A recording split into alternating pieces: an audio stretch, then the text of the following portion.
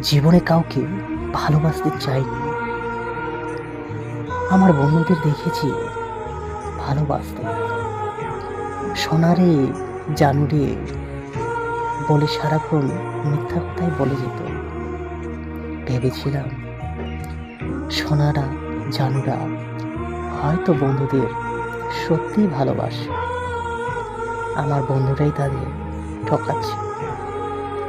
কিন্তু যেদিন আমার জীবনে এক রূপসী এলো, তাকে ভালো না বেসে আমি থাকতে পারলাম না। আমার জীবনের সর্বোচ্চ দিয়ে তাকে ভালোবাসলাম, তাকে ভালোবাসি। কিন্তু সেও আমার বন্ধুদের মতো মিথ্যাবাদী।